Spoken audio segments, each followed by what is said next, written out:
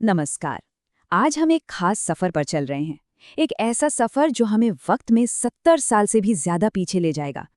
हम पहुंचेंगे फरवरी 1950 में और जानेंगे युग ऋषि पंडित श्रीराम शर्माचार्य जी के विचारों को, जो उन्होंने अखंड ज्योति पत्रिका के जरिए दुनिया के सामने रखे।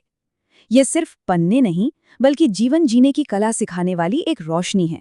तो चलिए देखते हैं कि इस सफर का हमारा रास्ता क्या होगा।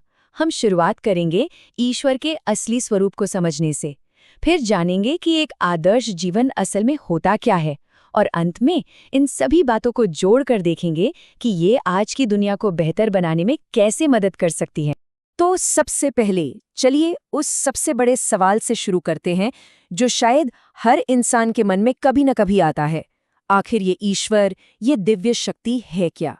अखंड ज्योति इसी गहरे सवाल की पड़ताल से अपनी बात शुरू करती है। पत्रिका का पूरा सार कह सकते हैं कि इसी एक पंक्ति में छिपा है।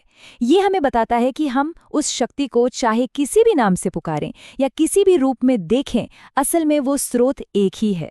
ये विचार ही तो अनेकता में एकता की असली नींव है। तो यहाँ सबसे जरूरी बात यह है कि ईश्वर को किसी व्यक्ति या मूर्ति की तरह नहीं, बल्कि कुछ गुणों के रूप में देखा गया है।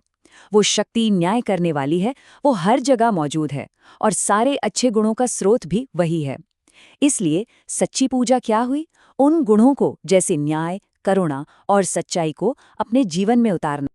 अच्छा, तो ये तो हुई दर्शन की बात।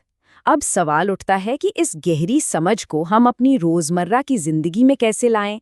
एक आदर्श और मकसद से भरा जीवन जीने का रास्ता क्या है? चलिए देखते हैं। पत्रिका हमारे सामने जीवन जीने के दो तरीके रखती है।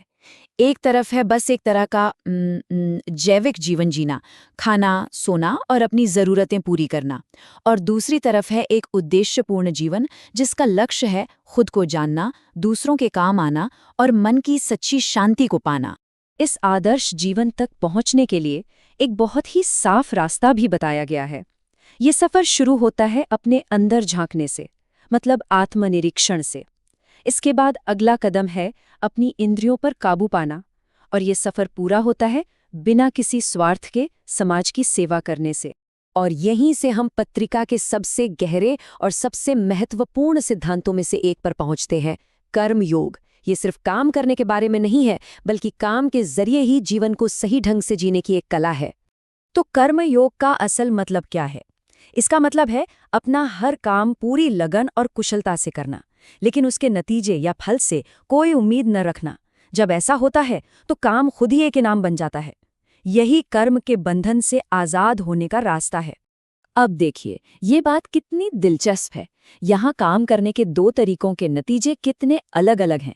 एक रास्ता है लगाव के साथ काम करना, जो अहंकार, चिंता और दुख की तरफ ले जाता है, और दूसरा रास्ता है बिना किसी लगाव के काम करना, जो मन की शांति, आज़ादी और सच्ची खुशी देता है।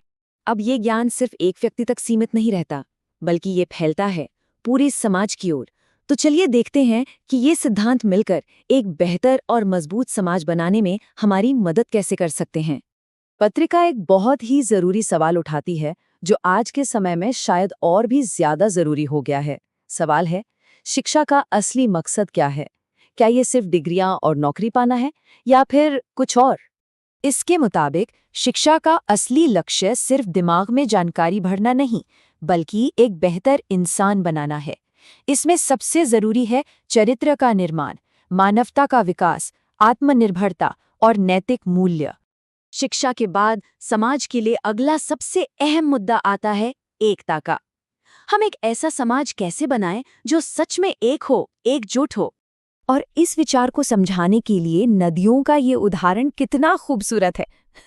सोचिए, जैसे हजारों नदियां अलग अलग जगहों से निकलती हैं, पर आखिर में जाकर एक ही समंदर में मिल जाती हैं। ठीक वैसे ही हम सब इंसान भी एक ही दिव्य स्रोत से आए हैं, भले ही हमारे रास्ते ऊपर से अलग अलग क्यों न दिखते हों। अब ये शिक्षाएं ऊंचे ऊंचे आदर्शों से उतरकर हमारे रोजमर्रा की जीवन में आती हैं।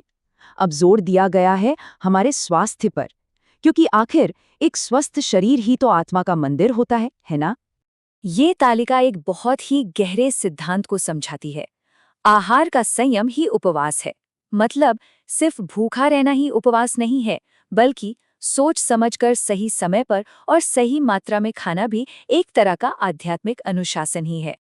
और ये कितनी दिलचस्प बात है। देखिए कैसे दांतों की सफाई जैसी एक छोटी सी चीज को भी पूरे शरीर के स्वास्थ्य से जोड़ा गया है। ये एक होलिस्टिक अप्रोच है जो बताती है कि शरीर का हर हिस्सा जरूरी है और हमें सबका ध्यान रखना चाहिए। तो चलिए अब इन सभी विचारों को एक साथ जोड़कर देखते हैं, आखिर अखंड ज्योति के इस अंक से हमें वो कौन सी मार्गदर्शक रोशनी मिलती है जिसे हम अपने जीवन में उतार सकते हैं। तो ये 5 बिंदु ही उस पूरे जीवन दर्शन का सार हैं। एक ऐसा जीवन जो आध्यात्मिक रूप से जागरूक हो, व्यक्तिगत तौर पर संतोष दे और समाज के प्रति भी जिम्मेदार हो। ये एक संपूर्ण जीवन का खाका है।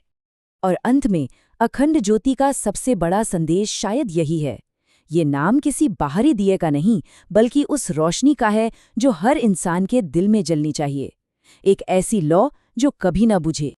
और अब ये सवाल हमारे लिए है, आज की इस भागदौड़ भरी दुनिया में 70 साल पुराने ये सिद्धांत एक मकसद भरी जिंदगी जीने में हमारी मदद कैसे कर सकते हैं?